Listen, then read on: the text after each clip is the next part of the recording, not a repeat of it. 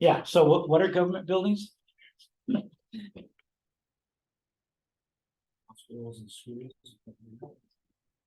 Schools. Okay, this school's owned by who? The school district, the county school district. So the county school district actually runs all the schools and colleges in, except for UCSB, in all the public educational institutions in Santa Barbara.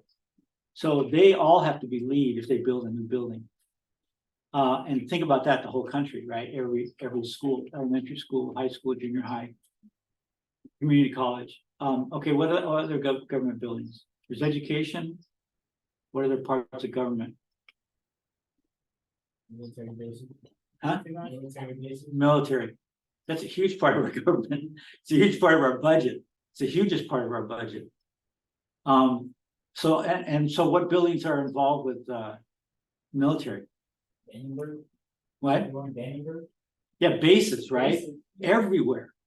Air Force bases, Navy bases, Army bases, Marine bases, National Guard bases. There's quite a few of those. Actually, there's a bunch around the world too. And who pays for those? The military budget here. So all those buildings have to be LEED.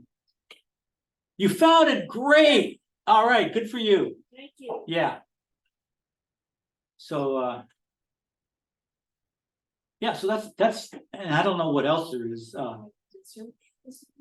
Yes, thank you. Research facilities, the EPA, as a matter of fact, which has research facilities.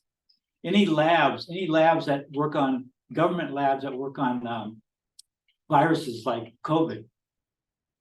So it's huge, right? Not hospitals are usually private, but the research things are both private and public. And if they're public, the government sponsors them and requires any of those buildings to be LEED qualified, LEED certified. So just the government doing that was a huge thing. They just made this legislation and say, okay, now we got standards and we need to get on the wagon with reducing global warming and being sustainable, saving our resources. Let's just make all the buildings we control LEED buildings. So that was a huge thing. But so you got the EPA, which had Energy Star. Remember we talked about that the other night? Energy Star appliances, right? We talked about that as in prep for the midterm. So the EPA, what does EPA stand for? Environmental Protection Agency. Yes, great. And who started under what presidential administration was it started? In 1970. Yeah, you guys aren't going to connect that with a president unless you're really hot. But Zach, go for it. Okay. Yeah, I mean, you weren't even alive then, were you? Any of you? Of course not. So why would you care or know?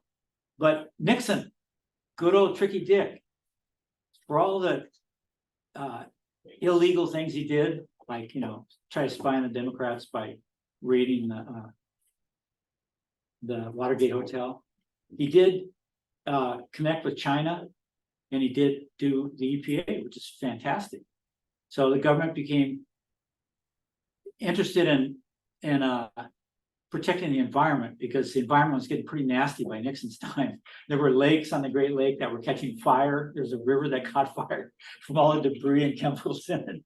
There was just so much crap going on. The government finally said, enough's enough. We got to have some standards and protection here. So they have standards for everything. The water that the country uses. I mean, anything that needs to keep us healthy. So that's been a good organization. The Republicans don't like it because the conservative Republicans used to be conservative in the sense of conserving land and resources. And that's why Nixon did the EPA. He was a true conservative in the sense of conserving things. The Republican Party shifted so that conservatives are not that way anymore. They've got different agenda. And they're not for spending money on anything that doesn't have to do with their other interests. So they don't really care about the environment so much now. They tend to fight all the money for stopping global warming and environmental stuff at this point, which is too bad. when Jimmy Carter was president, a little bit after Nixon. Do you know who Jimmy Carter is? He's like 90 something now. Yeah. So he was this Georgian peanut farmer. And grew up in a small town, lived in a small town, had a peanut farm there.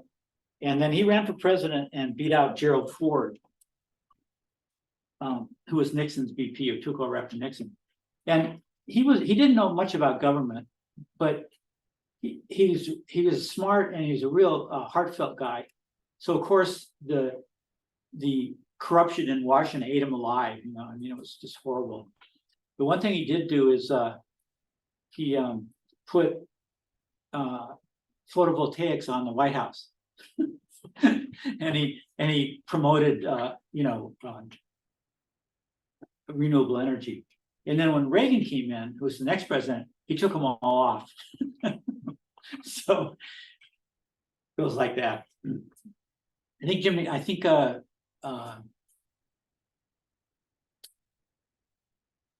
Bill Clinton did the same thing, and then the president after him took them all off too, whoever that was. It was Bush Jr. Okay.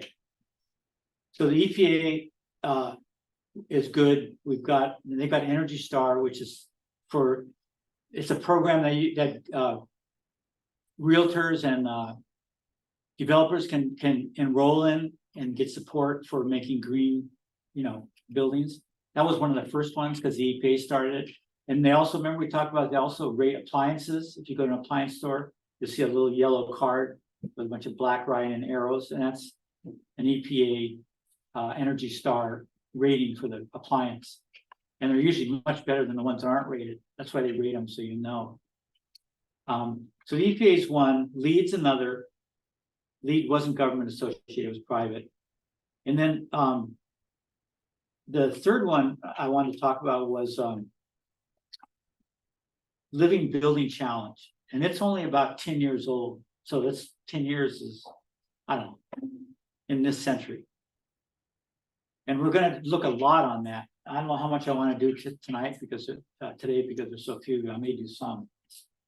But it's catching on, but it's pushed past what LEED requires. And it's got pretty stringent requirements for houses in it. There's a lot of philosophical background. The guy who did it's really a great talker. Let me show you the TED Talk he has here.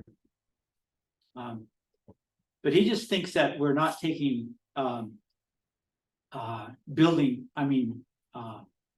homes where we live seriously as a species. So he really wants to change that. And I read his book about 10 years ago when he first started, and he was so arrogant, I couldn't stand it. And the book didn't have much to say. It was more like, this is what I hope to do someday. And all that time, 15 years maybe, he's been working on this organization. It's worldwide now. And I heard him talk the other day, and I totally flipped around with my feeling about him. Now I think he's a great guy. And he's changed too. He had a family and kids. I think that really mellowed him out. He wasn't so arrogant, and he was actually pretty humble now. And so now I really like him. His name's Jason McClellan. And maybe we'll see a thing, but I think he's a real hero. But he's an architect, and he's really pushing to make housing not only efficient and all that to help with global warming and to help with resources, but he added beauty to the list of things that I gave you. Remember that list of compared LEED and different things with their categories? He added beauty to that, which an architect should, because that's what they're supposed to design, beautiful buildings, right? But LEED was so functional that they didn't bother with that. But he says, the feeling that people have around buildings is a huge part of our life. We live in buildings. We work in buildings, we drive by buildings, we go shopping in buildings. And if they're crappy and the environment's a downer, it really depresses us, and we're missing out on a huge part of our life. So that should be, even if some of you go in a building, probably, I don't know if any of you are interested in architecture. I know some of you are in building and are going to continue, and some are going. But even as a builder, aesthetics will be a huge part of what you do, right? You don't want to build crappy houses that look crappy, even though they work well. So we'll talk more about it. And then Passive House. I've got a couple of YouTubes on that.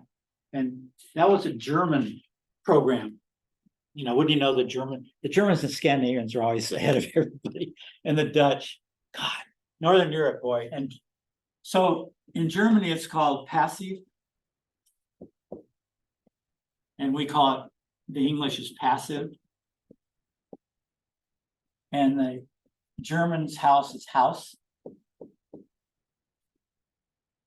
You know, German's related to English, right?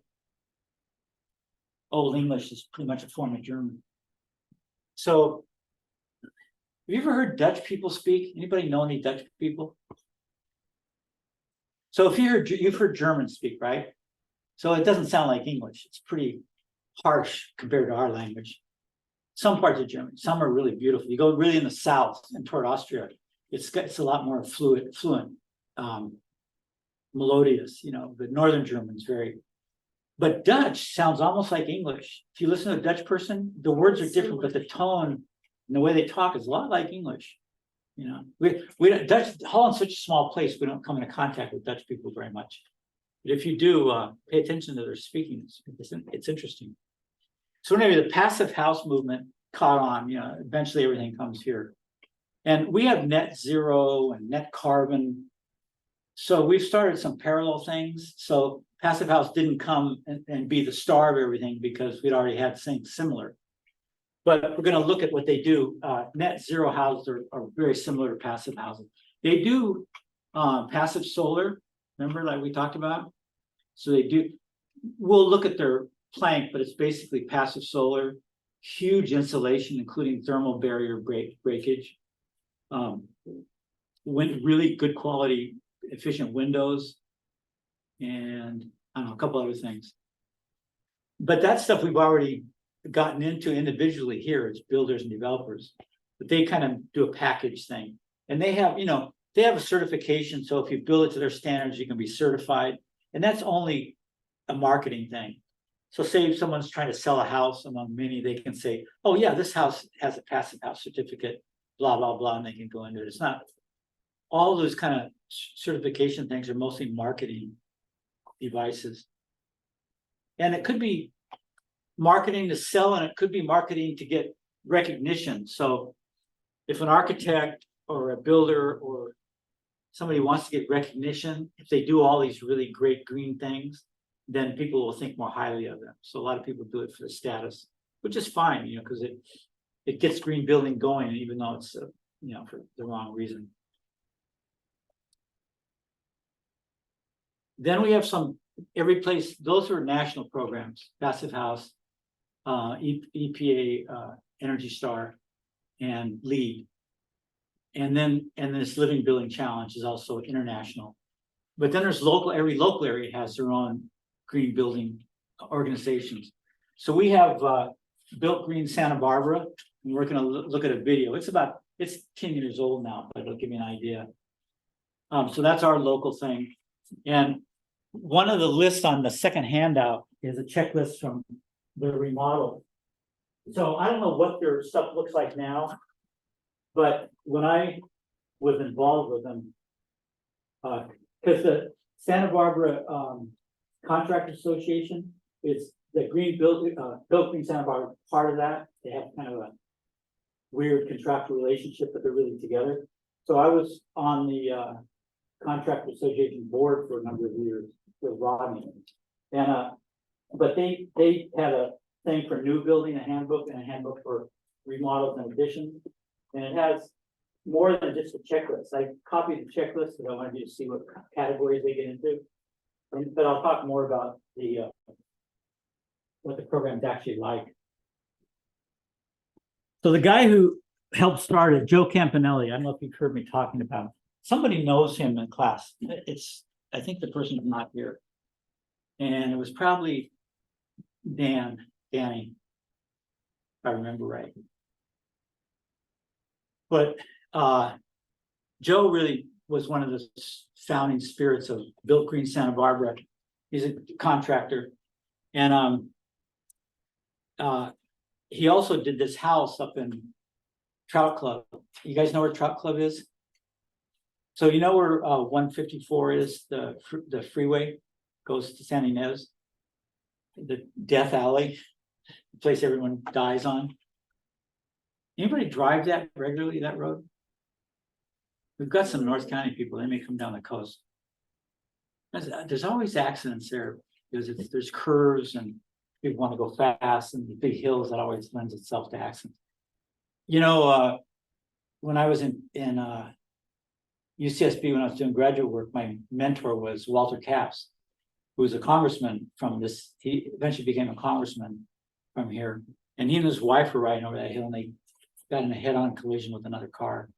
And she was okay. He had some work on his body done, but I think it really hurt his health, because a few years later he died of a heart attack, and I think it might have been related to the accident.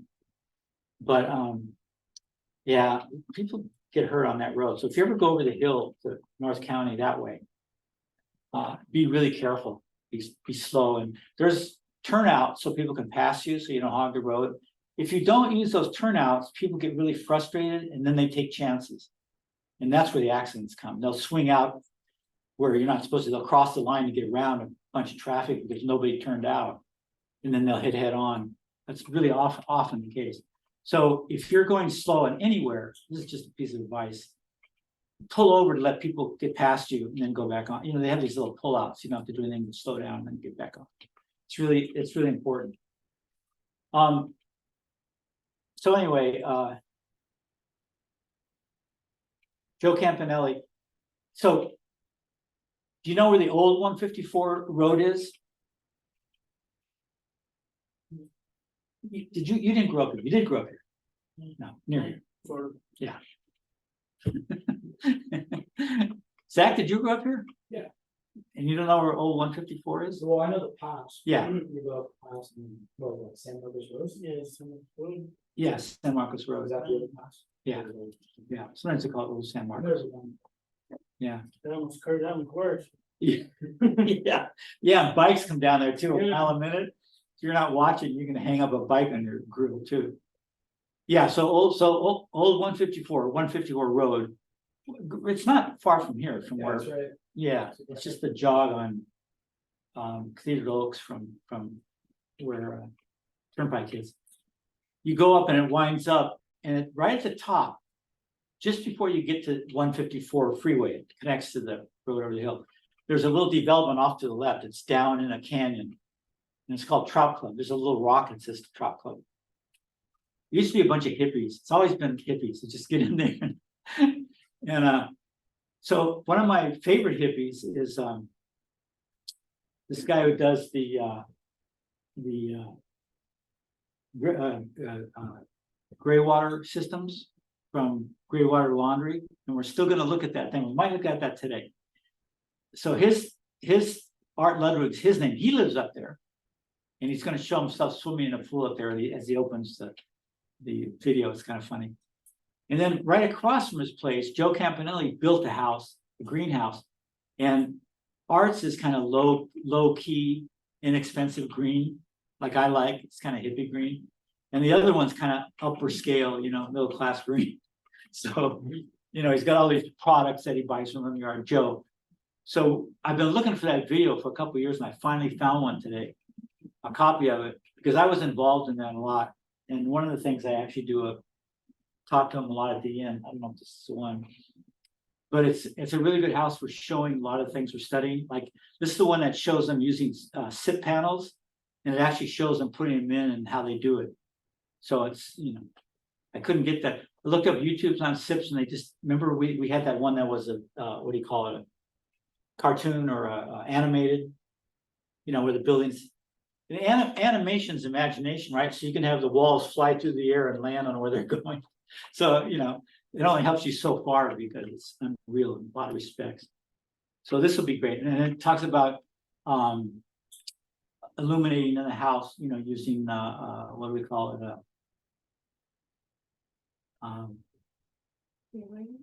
What? Daylighting? Yeah, daylight. Use daylight. He's got glass indoors and stuff that lets light through. So it's cool. So we'll look at that. We'll look when the whole class here, we'll look at that. So there's Built Green, and that's just a local thing, the same thing. You can put a sign up that says this house is Built Green certified. And the realtors can use it, say, yeah, well, the house is also Built Green certified. So adds a little bit, mostly a marketing feature. But if you're gonna market for a good cause, right? So let's look at green building to get you in the mood. And then maybe we'll look at passive house and just touch a little bit of the living building design, because there's a lot of it, and I want to show the whole class that. So maybe we just touch a little bit of it and then save it till Thursday. You guys may, well, you go early every Saturday, but you may go earlier today because nobody's. Yeah, this is not going to work. Tim wants to get rid of the Saturday classes because people have to work. And it's hard to get everybody. I don't know.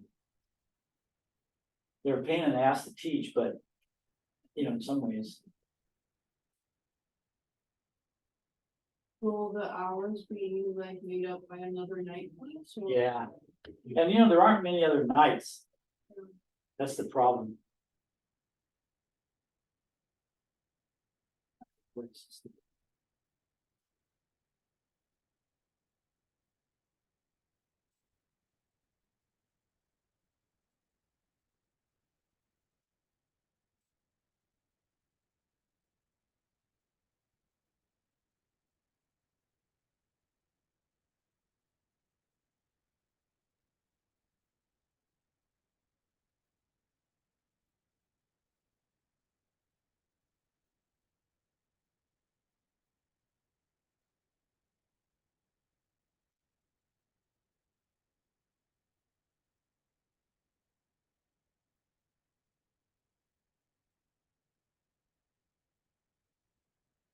Hey, it's getting hot, isn't it? Really?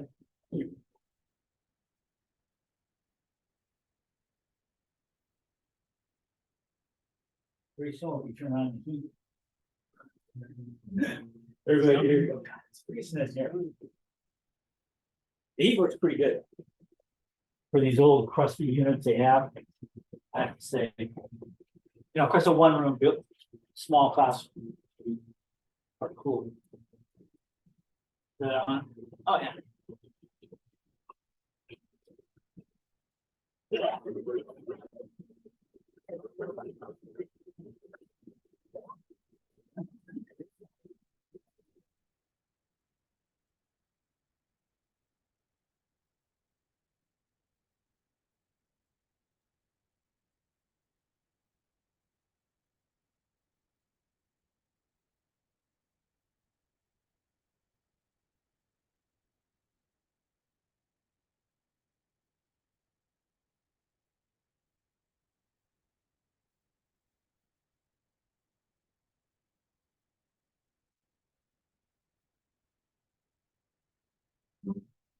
Santa Barbara, California, is known as the American Riviera, and to the people living in and around this beautiful city, it is simply home. Blessed with mountains, beaches, parks, quiet neighborhoods, Santa Barbara is a city that prides itself on its beauty and its progressive approach to preserving it. It is a place that has always been at the forefront of environmentalism and is a community that embraces the concept of sustainability. In 1987, the World Commission on Environment and Development defined sustainability as meeting the needs of the present without compromising the ability of future generations to meet their needs. Today, the importance of sustainable development is greater than ever. We are using resources faster than they can be replaced, and we are creating waste faster than can be assimilated. Traditional building practices use an alarming amount of natural capital. Typical buildings consume more of our resources than necessary, negatively impact the environment, and generate a large amount of waste. A standard wood-frame home, for example, consumes over 1 acre of forest, and the waste created during construction averages from 3 to 7 tons. The construction and operation of buildings consumes 25% of the timber, 15% of the water, 40% of the energy, and 40% of the raw materials used in the world today. As we become more and more aware of the problems we face from the depletion of natural resources, green and sustainable building is a viable solution. Built Green Santa Barbara distinguishes and promotes development, design, and construction methods that help to conserve and protect our natural resources. Green building practices go beyond energy and water conservation to incorporate environmentally sensitive site planning, resource-efficient building materials, and superior indoor environmental quality. Built Green Santa Barbara is designed to help builders, developers, architects, and property owners with an easy-to-understand rating system, which quantifies environmentally friendly building practices, remodeling, and new construction. It is a voluntary program that encourages builders, architects, and owners to incorporate green building into their projects. The program offers detailed information, materials, and a checklist rating system to help participants. This checklist serves as an easy-to-use guide in making hundreds of decisions that are usually part of the building process. The idea of having a cleaner, safer. Hey, who's that? me And my neighbors and my kids. And about having the idea of sustainability. Anybody we know? And this being a responsible handling the planet is very attractive. It's always attractive. He's got a little more weight in it. Because building practices really weren't that way for a lot of years. Which is Of course, you get old, you get your face gets gone when you get old. That wasn't necessarily environmental friendly, and in most cases, environmentally unfriendly. And just the whole idea appeals to me as a human, participating in my part of the planet.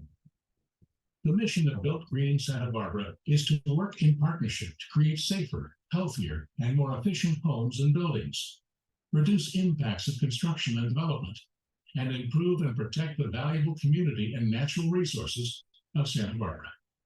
It is a mission that is shared by a passionate and diverse group of individuals. The many reasons to build green appeal to architects, builders, and homeowners alike.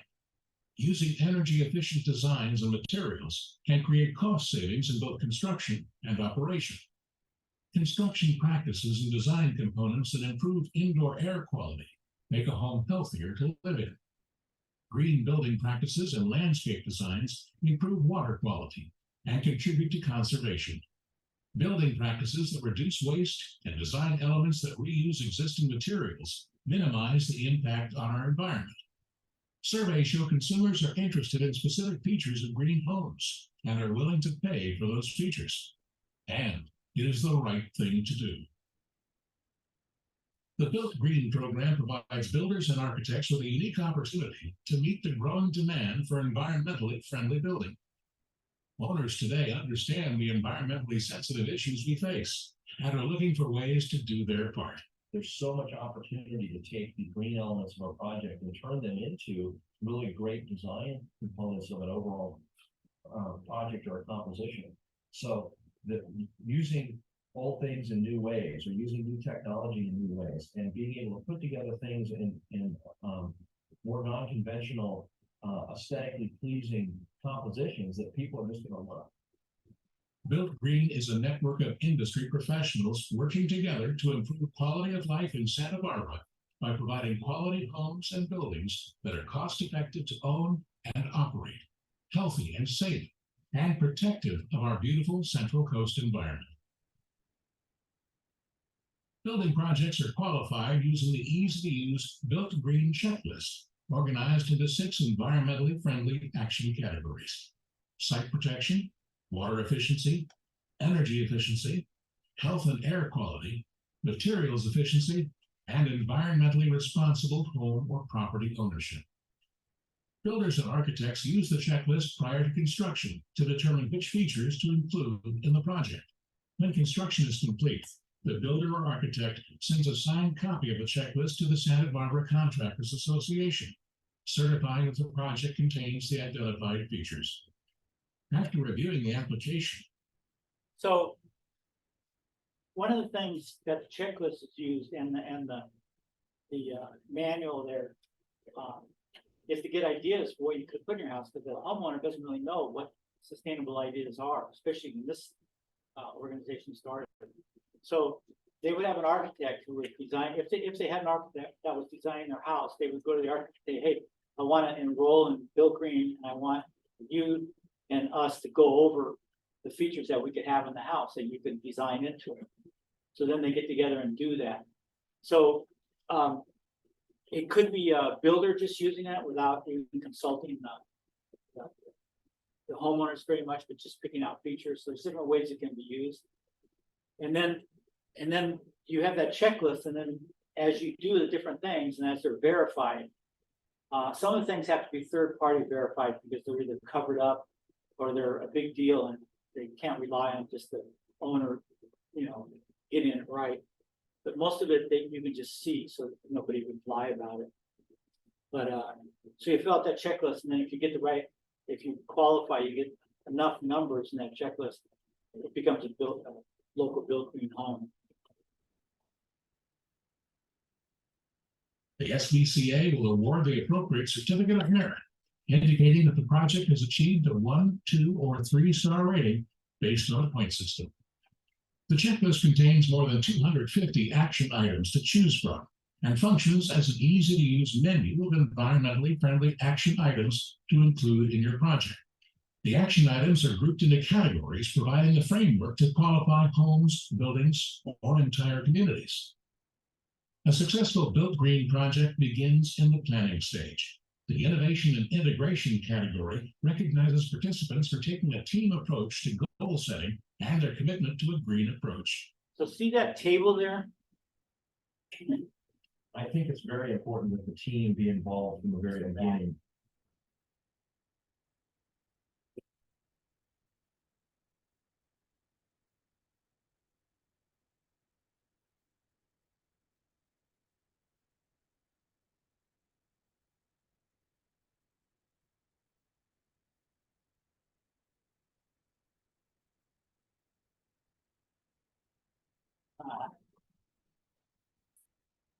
Thing not reacting much.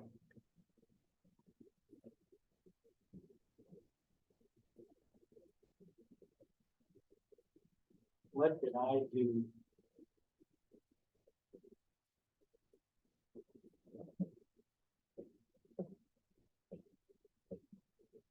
Santa Barbara, California. Ideally, the architect. The Innovation and Integration category. See that table there? That was in the Contractors Association office for a while. But it's eucalyptus. So most people don't think you can build furniture with eucalyptus wood, because most species they turn as they dry. So you can't have anything flat, or it'll just turn out of shape. Some species are very stable. You can make furniture. That's a kitchen table, isn't that? That was a big tree. Is that a big tree? I know. Recognizes participants for taking a team approach to goal setting and their commitment to a green approach. I think it's very important that the team be involved from the very beginning on any Built Green project or any sustainable type of effort, because it really takes ideally the architect and the contractor and the owner. If they're all three of those primary people are part of the team from the very beginning, it just makes the process flow that much more smoothly, because everyone's sort of on board, and it's a lot of fun actually. We can kind of brainstorm different ideas, and typically like to start off that process with a little bit of a charrette effort where you can really try to let the owner and the contractor and the architect all sort of throw in ideas as to how you can best work together to get the greenest project possible. The Built Green program considers water conservation and quality a high priority. The action items in this category include practices to conserve water, prevent erosion, protect natural features, and promote and improve water quality. My building site's safer because I've got a watching on place, and I've thought about where the runoff is going in terms of the neighbor's property, or where it's going to see sewage. All those things affect the city and affect people, so people can say, hey, I'm really looking out for you guys too. And I think that's a tough thing to do. Everybody wants to do. A built green home or building can maximize energy savings by reducing heat loss through a combination of design elements and building practices, making the home or building more economical to operate. Originally, when I designed the building as an energy efficient building, and I went around. Oh, that's and- Joe Campanelli there. Oh, gosh, I have to like completely outfit my whole house, my whole office building with solar panels.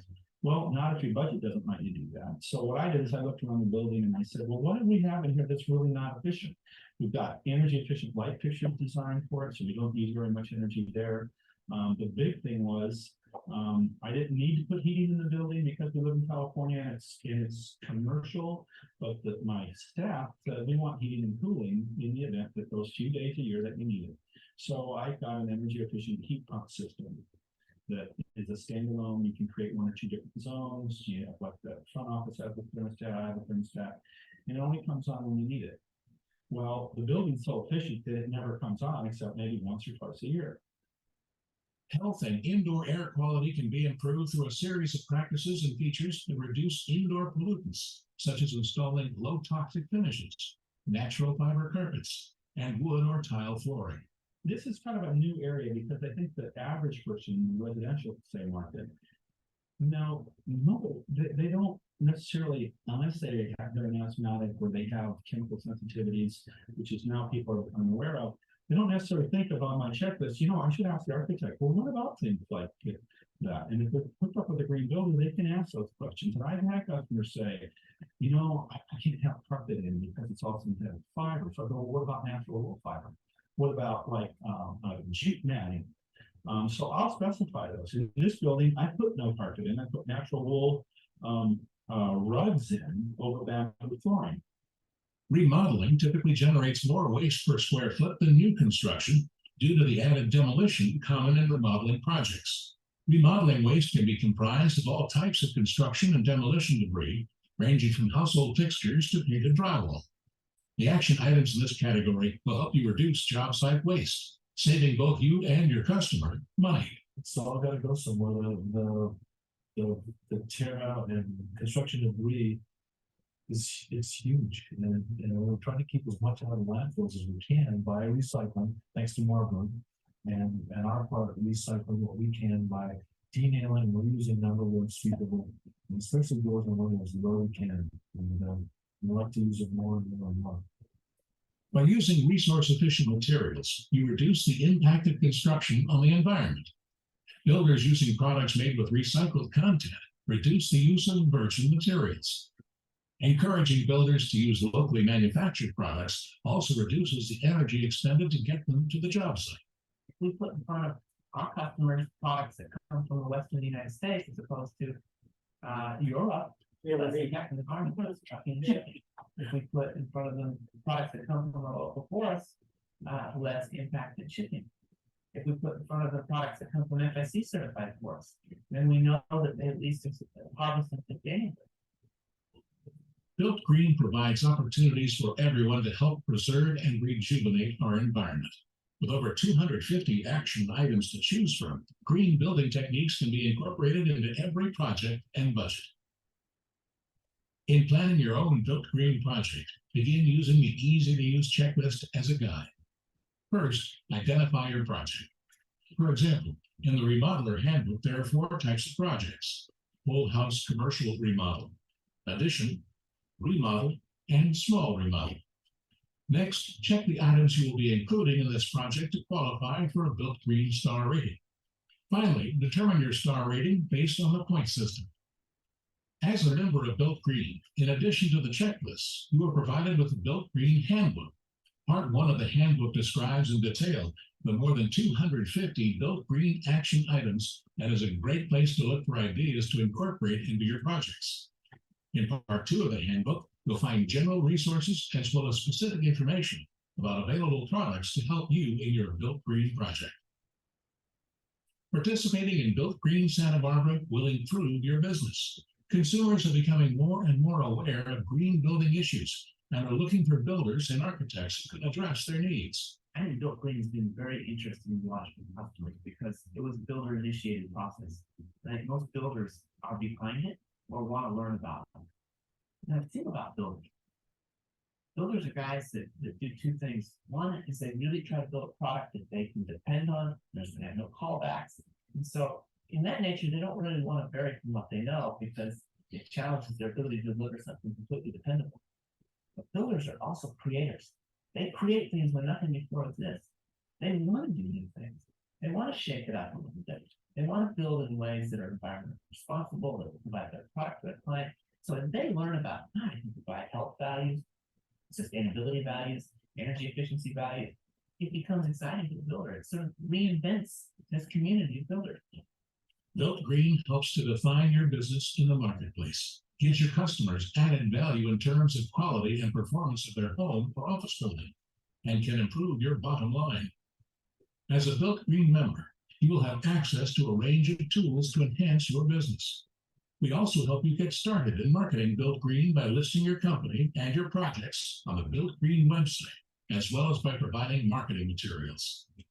Built Green Santa Barbara is the result of a combined effort of the Santa Barbara Contractors Association, community representatives, and industry experts. The city and county of Santa Barbara recognize the benefit of green building and are actively involved. We talk about the city process of having a successful green program. It really does start off the top with our mayor, city council, who have really. That's my neighbor. Green. And so this is a twofold measure. One, it has to do with reaching out to the development community and seeing what we as a city can do to promote green. It also means education and training ourselves in the green environment. And the second part of that is looking at our city facilities and infrastructure. So the charge from our mayor and city council is to promote green. And we want to be at the forefront. One of the incentives that we have is the expedited plan check review process. As we look at other cities who have Built Green programs, we realize that very few cities offer an expedited plan check review service. What that means to a homeowner, a developer, or contractor, in my opinion, is a savings of monies, perhaps monies that can be incorporated into the design of Built Green products. And so the product would be registered with the Santa Barbara Built Green program. It's placed on the webpage. The project is submitted at our front counter. We actually go to the webpage to verify that the project has been registered. And once we see it, we will accept it in. It goes to the top of the list in terms of plan checking priorities. And what that means really is that take a new single family dwelling, for example, it might take 6 weeks to review the plans where Oh, the good old days. Maybe within a week or two, you would have hopefully your Oh, permit God. issued and ready for construction. Built Green is more than a program. It is a commitment to preserving our community and doing our part to conserve our natural resources. Building green not only benefits Santa Barbara, it can improve the quality of life both globally and in your own home or business. Take the first step in doing your part to help the environment, your community, and loved ones by becoming a member of Built Green Santa Barbara. Visit our website at www.builtgreensb.com.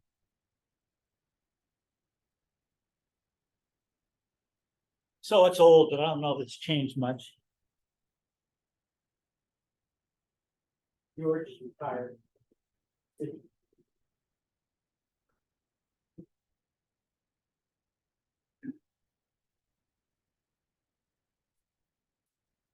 So let me just show you one section of this Built Green handbook. So section 3 is on energy efficiency, you know, that whole list, 5 or so. Then it says, first, the envelope talks about thermal bridging, air sealing, reduced heat loss, solar design. Overall, it talks about the California code that it requires. Third-party verification, if you do a blower door test, say it's it doesn't leak below the level, it's actually a sustainable level. Have to have some come in and check that off. Efficient envelope. So it explains all the stuff. Use airtight drywall approach or thermal bypass checklist. It's got an Energy Star qualified homes checklists in here, I don't know why. But then airtight building methods such as structuring safe panels. We use advanced framing, it's got pictures of advanced framing like I passed out to you guys. With a lot of ideas, so it's pretty detailed. Overhangs. Install insulated exterior doors. Orient windows to make the best use of passive solar. Where to put trees in your yard. Heating, cooling system, so it's pretty extensive, it's really great, so a homeowner can go through this, before the designer designs a house and tell them what they want.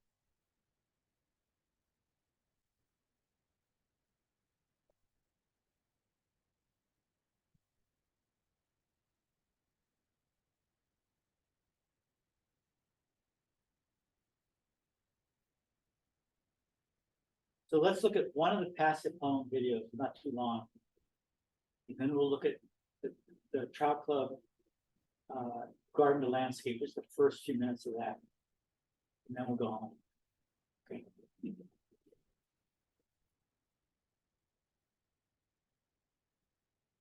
I even got a green building code.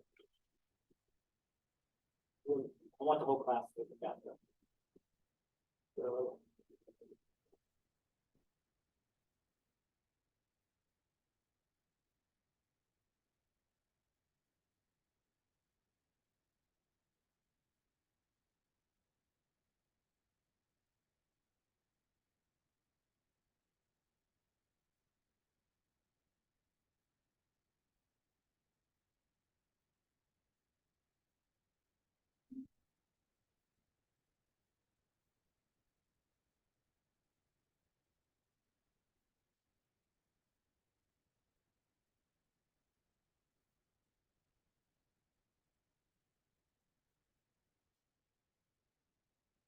little Irish music there to start it off.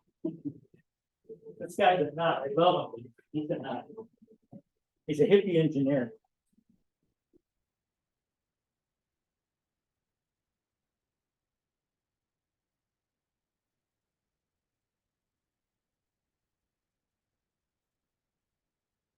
The first part's fun. Hi. We'll look at the house across the street, because I have a whole video on that. From the green, built from the green, but this is our kind of hippie house across the street. He's got all these- Oh, here he is. Yeah. Can you hear that?